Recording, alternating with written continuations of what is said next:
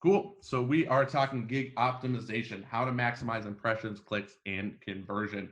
Of course, this webinar is exclusive for sellers who are participating in Seller Plus, which is really, really cool. We think this is a great way for us to really get the program rolling here. Now, for those of you who may have seen the previous version of this presentation, maybe you attended it last year, or maybe I sent you the recording, or your seller success manager sent you the recording. You are going to see some of the same content. Obviously, the basics of gig optimization haven't really changed, but there is a lot of new content here as well. It's been quite a year at Fiverr, and the marketplace has shifted. So too has the advice we give at Seller Success in terms of how to optimize and take advantage of that shifting marketplace. So definitely, if you've seen this before, it is still relevant for you. And in addition, some of this is going to be some good reminders as well. Cool. So let's get rolling here. First and foremost, myself. A lot of you might know me, but for those of you who don't, my name is Chris. I'm a seller success manager here at Fiverr. I've been with Fiverr now a little over a year. It has been quite a year, as I said.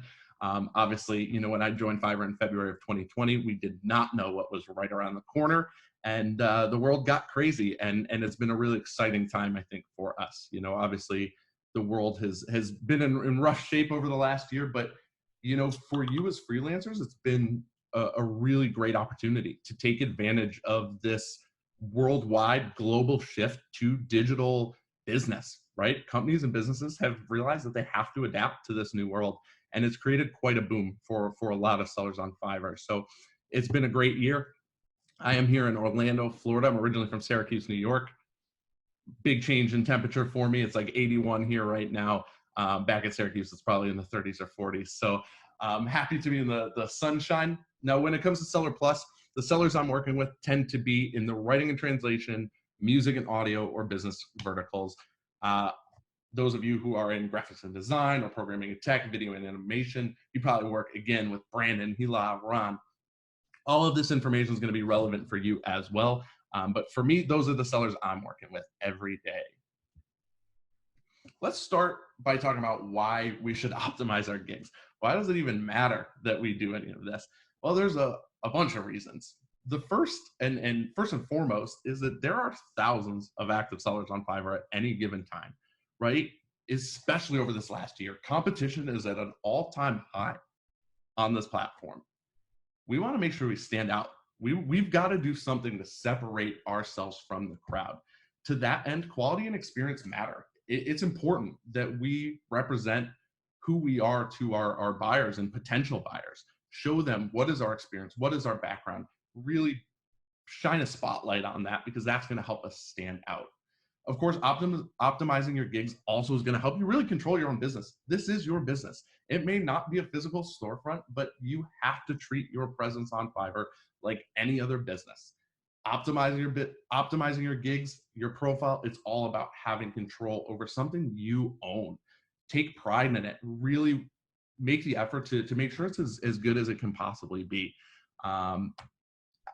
Beyond that, creating a global network of buyers is actually something I just talked with one of the sellers I work with maybe an hour ago, right? It's a beautiful thing on Fiverr is that you can reach buyers and clients all over the world. That's not something you can do if you were just freelancing offline, right? You're pretty limited in terms of the scope of your operation offline. Here on Fiverr, you can reach buyers in any corner of the globe. It's important that we're set up for success when we have that type of exposure. And finally, and arguably most importantly, success on Fiverr tends to lead to more success. I'm sure a lot of you have seen this during your time on the marketplace. I like to compare Fiverr to pushing a big boulder down a hill. Sometimes it takes a lot of effort to really get it rolling. You really got to push. But when it gets going, sometimes it really gets going. So putting the time and effort into optimizing our gigs sometimes really gets that boulder rolling down the hill. Let's talk about the 4 stages of optimization. For those of you who saw last year's presentation, we only had 3 stages. This year we've added a 4th because we think it's really important. There was a lot of questions about what's next. We're going to hit that. But when we think about the flow of optimization, we want to think about the sales funnel in general, right? What is the process that buyers are following when they go from looking for service to ultimately purchasing that service from you? So how do we maximize our visibility? How do we make sure that buyers are seeing us on the marketplace? It's things like title, search tags. Once they see you, what makes them want to click on you and not the other guy? So that's when we start talking about gig image and video and starting price, all those types of things. That third step is they are on your gig. They made it to your gig. We've got them there. What makes them click the order button and not leave to go find somebody else? That's pretty much everything in your gig, right? That's top to bottom, from the imagery to the description. We're going to talk about all these things more in depth. And that final step, right, is okay, I've optimized everything. I'm showing up, I'm getting clicks, I'm converting buyers. How do I keep it going? How do I maintain it? How do I promote myself to continue that success? How do I keep that boulder rolling down the hill? So we're going to talk about all of these in depth here, including each individual section of the gig, talk about some best practices, tips, and tricks. Let's start with impressions. Again, that visibility step of the sales funnel, right? Impressions, as most of you probably know, are really a measurement of how often you're being seen on the platform. And being visible it's the first step, right? When we talk about what influences our visibility, there's a lot that goes into it. And so many of you, ask those questions, tell me about the algorithm, what goes into it. You really want to boil it down to the basics. The first thing that is playing into impressions and playing into visibility is your title, your search tags. Those types of things are really important in determining what results is the computer showing to a buyer, right? Do we match? We're going to talk about that in just a second here. Beyond the SEO side of things, we also want to make sure that we're providing the highest quality service and results. Buyer satisfaction at the end of the day is the name of the game on Fiverr. When it comes to visibility, it is the most important thing you can do, right? Take a step back. We're a business at Fiverr. That's no secret. I'm not telling you anything you don't know. The best way for us to grow our business is for buyers to be happy, for buyers to make a purchase, like it so much that they come back time and time again. So it makes sense that we're naturally going to want to expose and promote gigs that are really knocking it out of the park. So I encourage you to keep that in mind, in the back of your mind, as we talk about, relevance here and titles and tags and all of that. Let's start with titles and tags. Obviously, the biggest piece of that impressions and visibility conversation. One of the best ways to make sure that your gig is visible on the platform is to make sure that there is a match between what the buyer is searching for and what is in your gig, right? Think about what a buyer might be using in terms of verbiage and keywords to be able to identify what we can do in our gig to make a match there, right? This is a computer that's determining what is relevant and what matches. We want to have keywords and terms that match. To that end, we want to be specific in our gig title about what service we're providing. We want to make sure our keywords really represent what it is we're doing in that specific gig. Now, that said, we don't want to get so specific, so nichey that we turn everybody else off, that we're just capturing 1 out of 1,000,000 buyers, right? We want it to be specific and encompass what we're doing without getting down to the really, really micro level. There is a nice middle ground there. The second to last point on the slide is super important, and we're going to hit it again later on. We want to make sure we do not have any overlap between our gig title and our 5 search tags. We don't want to have any what I call double dipping, right? There's no benefit to it. And we're gonna go a little more into this. We want to make sure that those 2 things complement each other, not have the same information. Last note here, really important that you as sellers don't forget that a large percentage of buyers are finding their gigs and services using the search bar. One thing I find is that a lot of sellers, when they're looking for their own gig, I'm sure most of you do this, right? Where is my gig in the results today? A lot of you might navigate to the category page and then down to the subcategory. That's not really how many buyers are searching. I don't want to say no one's searching that way. I'm sure there are plenty, but a large number of buyers are using the search bar. Think of when you go to Amazon to make a purchase. Do you navigate through all the categories? No, you type in the product you're looking for in the search bar. Buyers are treating Fiverr the exact same way. That's a really important insight to keep in mind when we're thinking about what do we need to do to make sure we're visible for those potential buyers. So when we talk titles and tags on the left-hand side here, we've got some not so great examples. And on the right-hand side, we've got some really good examples. You'll see that there is a very clear difference. On the left, they're general. They don't look professional. They don't read, with a consistent, verbiage there. They're kind of all over the place. I love the last one on the left-hand side. I will record guitar for your song. That is my top gig, right? It's not optimized. No buyer is searching using those terms. It's just not good. On the right-hand side, you see titles that might look fairly familiar to you, right? Because you probably see these types of titles towards the top of a lot of search results, right? In voiceover, we want to be specific about what type of voiceover we're providing, or same with our logo design, right? We're hitting keywords. We're making sure we're optimized from an SEO perspective while making sure it still reads professionally. There is a visibility and a visual aspect to this. We don't want to just jam keywords in there. It doesn't look good. Buyers are going to be turned off by that. We want to make sure that our title and our tags are relevant, that they match what we're doing. And this actually ties deeper into, there's a deeper conversation to be had here about conversion in conjunction with keywords. If your gig title is jammed with keywords and the gig is not converting, it's going to penalize you because it's going to say, hey, this gig maybe doesn't go that well with those keywords. It's using those keywords, but people aren't buying this. Why would I continue to promote? So we want to make sure that the words we're using in our title and our tag are relevant for our service. We've got to make sure they connect with what we're actually doing. Otherwise, we're going to see a negative effect if we just jam random words in there. Here we've got some tips directly from Fiverr Search Team, which is really, really cool when it comes to determining relevancy, right? And relevancy is the first thing the system's looking at in determining what gigs to show, right? If somebody searches for male voiceover, we don't want to show them a logo design gig, no matter how good that logo design gig may be. We want it to be relevant. So before all those other hundreds of factors come into play with the algorithm and the search results, the first thing it's looking for is, do these gigs match what the buyer's looking for? To that end, there is a bit of a hierarchy in determining what's important. In this case, the words in your title are the most important thing. If you have a keyword that is really relevant and really crucial to what you're doing, it has to be in your title.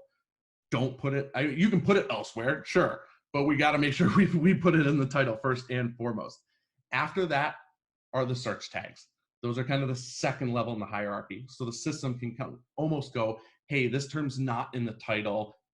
Oh, but it is in the search tags. Maybe this gig is still relevant. Let's get that in the mix somewhere.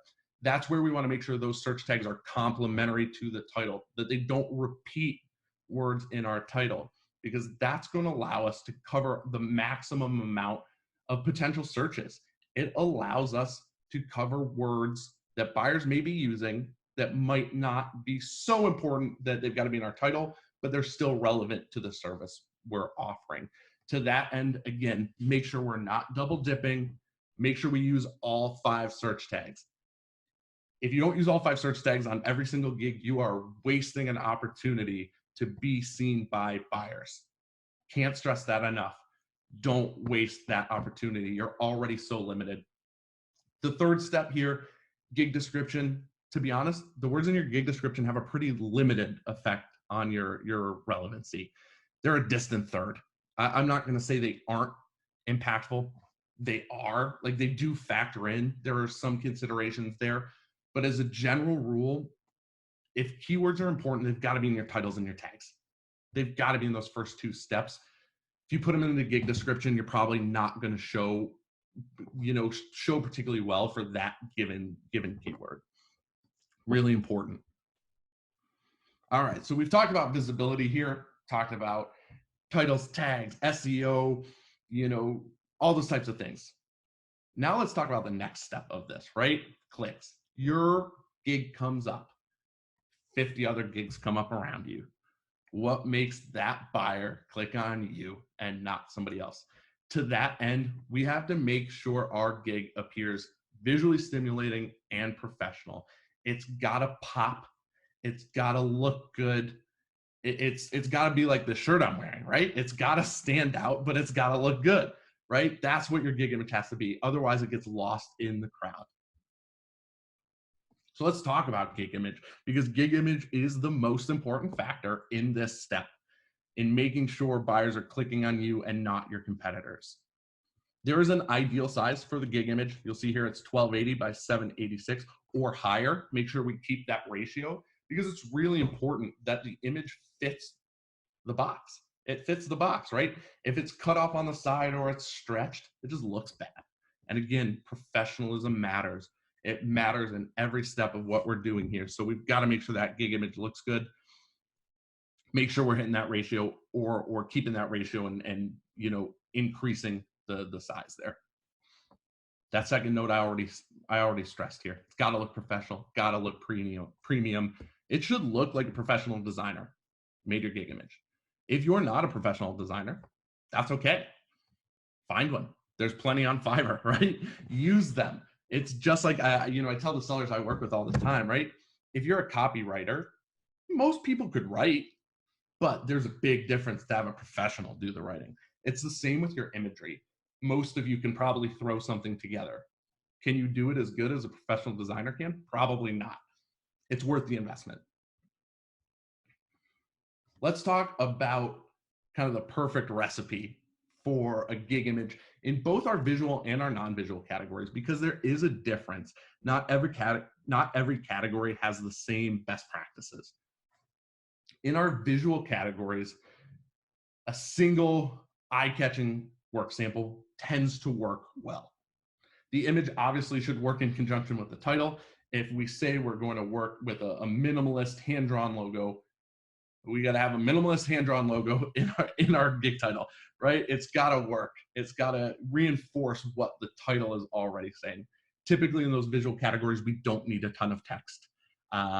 If we're going to have text, it's got to be a really limited amount, but for the most part, we're going to let our work stand out, because again, we're in a visual category.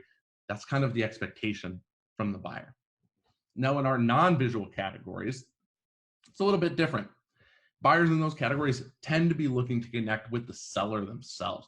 They want to connect with a human being on the other side, right? This is their work. It's their business. They want a partner.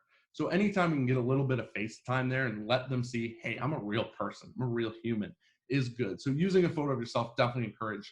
If we're going to use text, should take up 20% or less of the image. Got to be big, bold, and readable as well. Keep in mind that buyers are seeing your gig image with 50 other images around, right? They're seeing it in a really small space. If we jam a bunch of tiny text in there, they're not going to be able to read it. It just looks cluttered. It looks messy. Don't go that route. Save that type of extra information for the gig itself. We want the text in your gig image to be bold and readable. That's the important thing if we're going to use text in these images. Obviously, we want to make sure that the image represents the service delivered as well. And again, instills confidence in our professionalism. You see the example here. It just looks and feels professional, right? Seller's in dress clothes. He's doing the work, right? The text is big and readable. It's a good example of the type of thing you should be going for. Videos, kind of an add-on to the gig image conversation. Question I get fairly frequently from sellers I work with is, should I have a gig video? Generally, yes, if we can do it professionally. Again, I say generally because there's certain categories where we don't necessarily need one. Those visual categories, logo design typically doesn't need a gig video, for example. But in a lot of categories, a quality, well-made gig video can increase the likelihood of a sale by nearly 200%. It's a huge increase. But again, the emphasis here is quality and well-made. Has to look professional. Doesn't mean you can't do it on your cell phone, especially with cameras these days, right? But it should be in a professional environment. It shouldn't have a ton of distractions going around. It should be fairly high quality, right? We live in this work from home reality. I get that it can be tough sometimes, but find an office space, find a blank background, find a background that represents the service you're providing, and use that. Make sure we don't have a whole lot going on. Make sure we've got the focuses on you. Image like thumbnail, really important. Again, buyers are going to see the image, the thumbnail of this video, just like any other gig image. So it has to meet all of those same criteria and be up to those same standards that we just talked about. I've got a great example here. I'm going to show you just part of it. I'm not going to show you all of it. Got a voiceover seller here. You see image is on point. It's the thumbnail looks like a gig image. You almost don't even know it's a video except for the play button. You'll see the video, again, really represents him as a seller and shows off the service. So I'm going to show you guys just a clip of this here. So you have a commercial or a video, radio spot, podcast intro, audiobook. But do you have a voice? Yes, of course you have a voice. But is your voice confident, excited, soothing, or like a movie? Audible, Uber, IMAX, Chrysler, the U.S. government. They all needed a voice, and they all called me. So did all of these people. To start the new year in style, start at the Cedar Rapids Chrysler year-end wrap-up. Your wife's cat. I'm not going to roll through the rest of his samples, but you get the point here, right? It's a great introduction. As a buyer, you feel like you know who's on the other side. It's a real person. It's a professional looking video. This is the type of thing you really want to strive for when we're talking about gig videos. Let's talk about badges. This is a question that we get fairly frequently. Let's dive a little bit into this, this side of Fiverr here. So these are some badges that you may have seen on the marketplace. Some of you may be really familiar with them. Some of you may see them and wonder, what is that? So let's talk about these. Rising talent on the far left, typically brand new sellers who have only been on the platform for a really limited amount of time. Maybe they've had a little bit of success. They've done some high quality work. They are manually chosen. We do have a team within Fiverr who is identifying those types of sellers. The idea behind the Rising Talent Badge is we really just, we want to encourage those sellers, right? They're high quality sellers. They've done good work so far. We want to help them grow. It does rotate. It's not like you get Rising Talent and keep it forever. But that tends to be for newer sellers on the marketplace, sellers who are really just starting out. Fiverr's Choice is probably one a lot of you have a question on. It's a big deal, right? To have that Fiverr's Choice badge, to have our brand right on it is pretty exciting.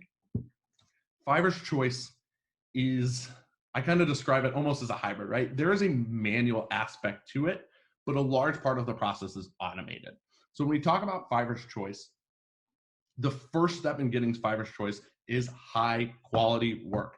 High quality work and satisfied buyers. Those are huge measurements for us in terms of what gigs are performing well, right? So we do have the manual aspect of it is there are eligibility requirements, right? You have to be meeting certain thresholds in terms of your performance as a seller and the gig's individual performance to be even eligible for this Fiverr's Choice badge. From there, the system is auto detecting based on a whole bunch of different factors. But one thing that is worth keeping in mind is there is a consideration for who else is around you, right? You'll notice only one gig on any given page of results has that Fiverr's Choice badge. That's very intentional. And you'll notice it tends to be a different gig sometimes. That's because there is a consideration for the entire bunch of search results. How is that gig performing? How is that seller performing? Both in total and in conjunction and in comparison to everybody else around them. So if you're interested in Fiverr's Choice, you're like, how do I get it? How do I keep it? Buyer satisfaction, high quality deliveries, hammer those things home. And that's how you make yourself in the best possible spot to maybe have that Fiverr's Choice badge here and there. Fiverr Pro, kind of a different thing. Some of you may be familiar with this. Some of you probably have it in a lot of cases, right? Pro verified sellers are hand vetted sellers by Fiverr. There is an application process. There is a vetting process. And what the team is looking for when we talk about Fiverr Pro sellers is they're looking at overall body of work, not just what you've done on Fiverr, but what have you done in your career, right? What have you done? Are you a true professional at what you're doing, right? Maybe you have the education to back it up. You've worked with big time clients. You have, X number of years in the industry. So if you're interested in Fiverr Pro, talk to your seller success manager. It's definitely a conversation worth having. There are some pros and cons, right? Just with anything, have that conversation with your seller success manager, and they're really going to be able to talk you through, if we're going to apply for this, how do we put our best foot forward? Let's talk about a big one. I'm sure a lot of you have this question, right? So we are going to talk about kind of the elephant in the room here real quick. top rated seller. How do we get it? Right? It's a question I must get, seems like 100 times a week. We're going to pull back the curtain a little bit here for you. Top rated seller is manually selected. There is a dedicated team within Fiverr who is making these decisions. That said, I want to be perfectly clear. Your seller success manager, whoever it is not a part of that team. They can't just click the button and make you top rated seller. It is a dedicated team within the organization. To be eligible for top rated seller, you have to meet those criteria that you're probably familiar with. You want to keep all those green bars. You want to hit all those stats. We've got to hit that. That's to be eligible for consideration. And then the conversation becomes, how do I get considered? How do I get picked? The team that is working to pick top rated sellers, when I break down what they tend to be looking for, I like to break it down in two ways. One side of things is buyer satisfaction. I know I've stressed this a bunch today, and it's because it's really important. They are looking for buyers who are blown away, not just buyers who are happy, buyers who are blown away. We are measuring that buyer satisfaction through a bunch of methods. Public feedback, surveys that are sent after each order. We are doing a bunch of consideration for how happy are your buyers. So when we're talking top rated seller, it's the number one thing we're looking at. Well, I shouldn't say we're looking at, what they're looking at, right, is buyers who are blown away. Beyond the buyer satisfaction, they're looking for the overall professionalism of your gig and profile. That includes everything. We want to make sure we have professional looking imagery, a consistent brand across our gigs. We want to make sure we have descriptions that are readable and professional. We want to make sure our pricing is professional, right? Think about the imagery and the visual aspect of pricing. We want to make sure it's professional looking, and we want to make sure it's consistent. You know, part of being professional in our pricing is consistent, right? If we have a bunch of $100 gigs and then we have a $5 or $10 gig, we kind of have this disconnect. So we want to make sure we're generally fairly consistent with our pricing. Doesn't mean all your gigs should be the same price, but we want to make sure there's a professionalism there. Again, I mentioned branding. FAQ section, a great way to enhance the professionalism of your gigs. We're going to talk a little bit more about FAQ sections. They just make your gig look better and they present a better buyer experience. Again, these things tie up to that buyer satisfaction, right? If we have these things and they're performing well and they're well thought out, they tend to connect to more satisfied buyers. So it's a little peek behind the curtain on top rated seller there. Let's talk about pricing, right? Another pretty common question. What should my price be? What should I start at? You know, I looked at my competitors. You know, should I match them? Should I be cheaper than them? Should I be more expensive? There's not one right answer, right? We have to think about what is the appropriate price for the experience and the quality that you as a seller bring to the marketplace. Think about how much you would normally charge for that service, given your time, given your expertise. I encourage a lot of my sellers to think about it almost on an hourly rate. Sometimes that becomes a good way to break it down, right? If you know my price is $10, but I can do 6 of those orders in an hour, all right, I'm working at $60 an hour, probably feel pretty good about that. On the flip side, you know, if I have a project that takes a long time, I want to make sure that I'm getting paid appropriately for that long time. So think in that term. I think that gives a lot of insight in terms of a good starting point for you. But also, yeah, think about what your competitors online and offline are charging for those services. Kind of what's the market standard? Then think about your experience versus the market standard, right? If you're somebody with decades of experience, you probably are going to be more expensive than those other guys. On the flip side, if you're just starting out, you maybe aren't going to be quite at that average line. Take that into consideration when we're talking about pricing. And then think about what type of buyer we're trying to attract, right? Everybody kind of has a different idea. And one thing that's really important for you as a seller to remember is not every buyer is your buyer. The name of the game isn't capture everybody. It's capture everybody that we want to capture, right? You know, if we are looking for bigger orders, bigger clients, we probably are going to price ourselves differently than somebody who's looking really to just kind of crank out some work. These are all the types of things you should keep in mind when we're thinking about what should our starting price be. All right, so we've talked about clicks, we've talked about impressions. Let's talk about conversion. Let's talk about the meat of the gig itself. That buyer is on your gig. Do they buy from you or do they go to one of your competitors? Everything in your gig factors in here. Starting with packages. I love the idea of packages on a gig if you're able to use them. Packages are all about giving your buyers more options, helping them understand what they're getting, and allowing them to get the experience that they want. The comparison I always like to make here is that of an ice cream shop. Imagine you really want ice cream. That's all you want. You go into an ice cream shop and all they have is vanilla ice cream on a sugar cone. It's what you want, right? Like, you want ice cream. You're not going to be angry about it. But wouldn't you rather walk into that ice cream shop and they have 12 different flavors, 6 different cone options? Now we get to start to customize it to our liking. Packages are the same way for your buyers. We want them to be able to use these packages to get the type of service that they want and need. We're going to talk more about gig extras because that factors in as well. But using packages is a great way to start to give buyers that customization. We want to set our packages up in a way that the standard package really is our bread and butter. The basic package should almost be like a sample. It doesn't have to be an actual sample, but it should just be a taste of what you're offering. On the far end, the premium offering should really be for that buyer who wants to go above and beyond. So what this means is if you currently have packages set up and everybody is buying your basic package, everybody, we've got to think about how that basic package becomes our standard package and how we build around that.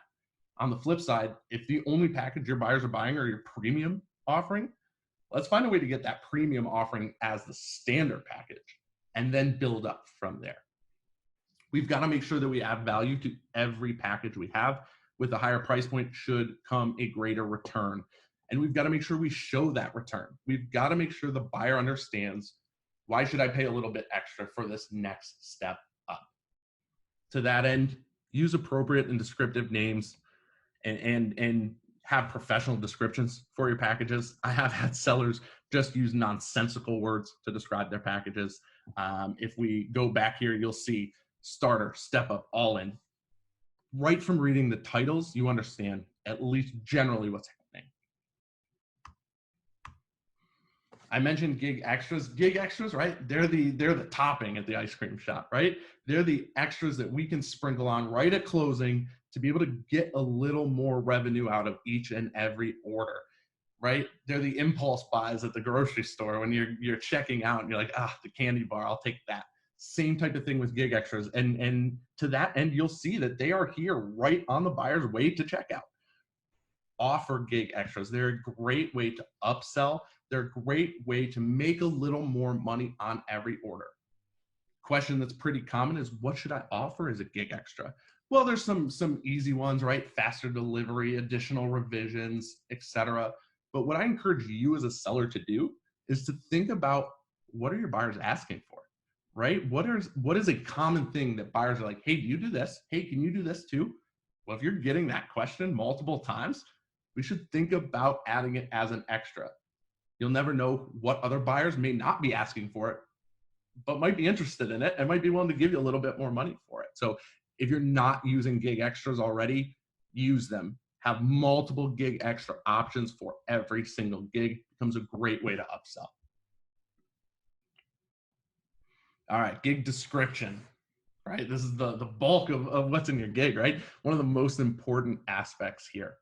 Your gig description has to do a couple things. Has to establish the pain points, has to address how you're going to address them, and it has to set expectations, right? Going back to the top rated seller slide, right? We talked about buyer satisfaction and all these types of things. Part of that is setting expectations. The key to buyer satisfaction is making sure that buyers are getting what they think they're going to get.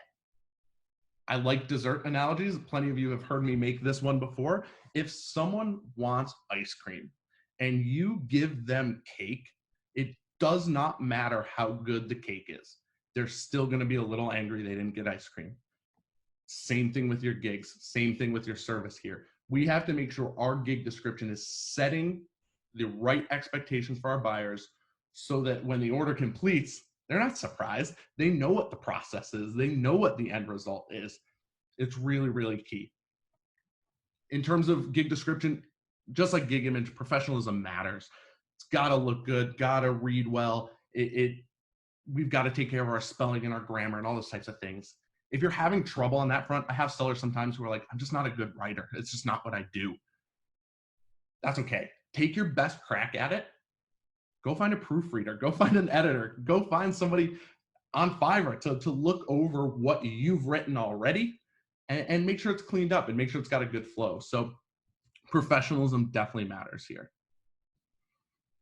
Let's talk a little more detail about the anatomy of a great gig description. Kind of got two sides of the slide here, which I really like. On the right, you'll see some of the essentials that we have to get in a good gig description. Again, establishment of the pain points, establishment of your qualifications as a seller. Why should they choose you, not the other guys, right? It's okay to brag a little. These are the clients I've worked with. These are the experiences I've had. These are my achievements in this field. This is why you should pay me to do this.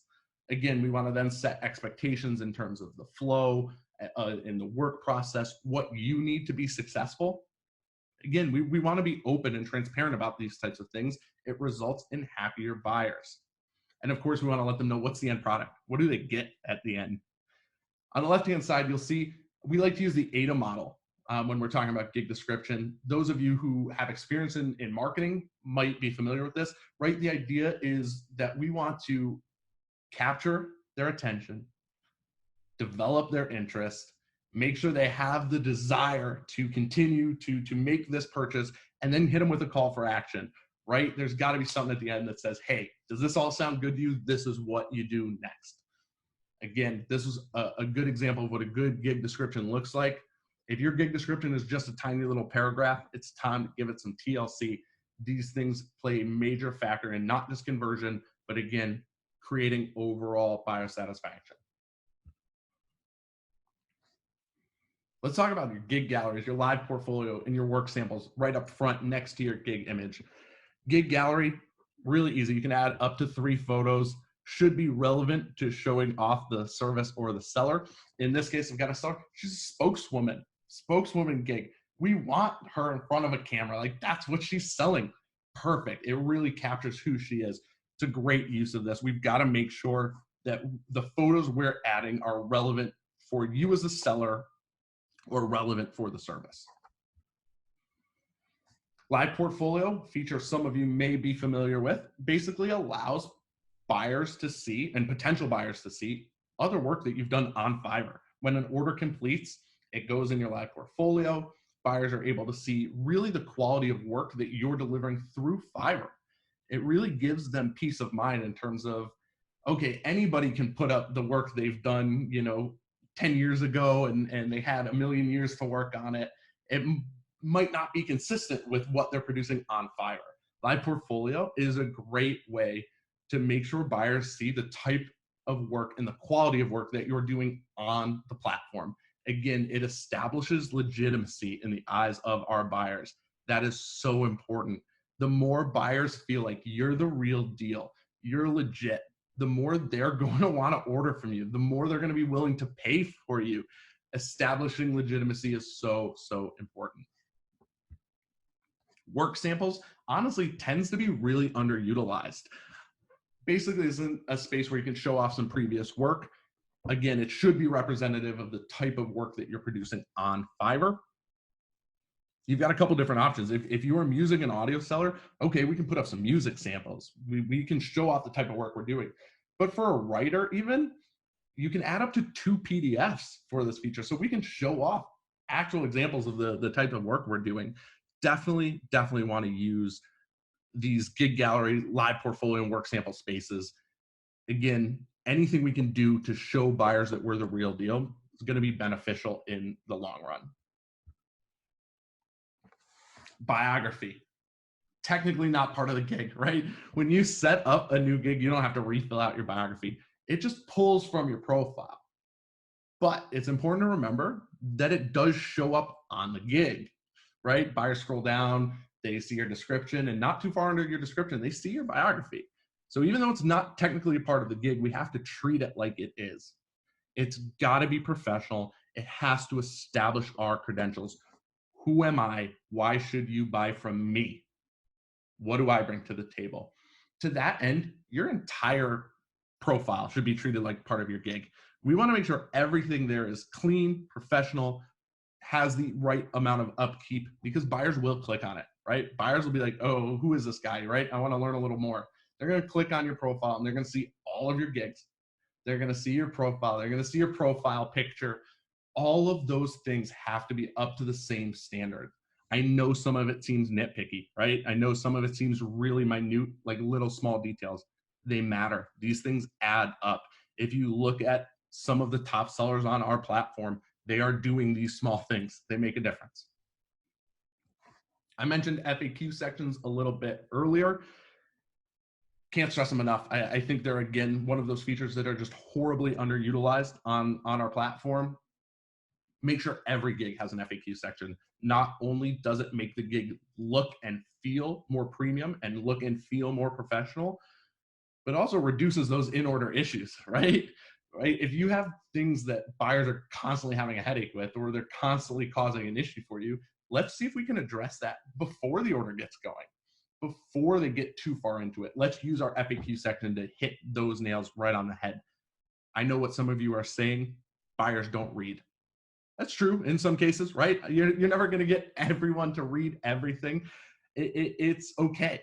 Even if we get half of them to read it, even if half of those buyers who could potentially, cause that disconnect later on, if half of those buyers read that FAQ and we get rid of the issue up front, we've gotten rid of half your issues for you, right? We feel good about that. So we got to have an FAQ section in each and every gig. I tend to recommend at least 3 to 5 questions. Don't just throw one on there and call it an FAQ section. Really spend some time to think about, what are your buyers asking you? What are common issues you're running into that we want to address up front?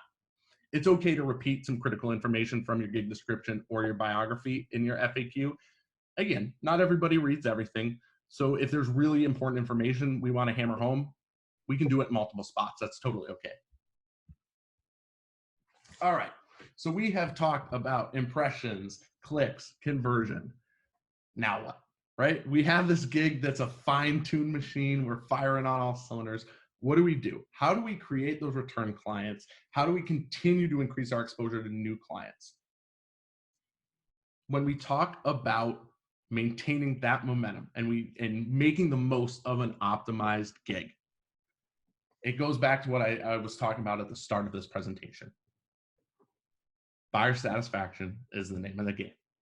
If you are keeping your buyers happy, the returns tend to be positive, right?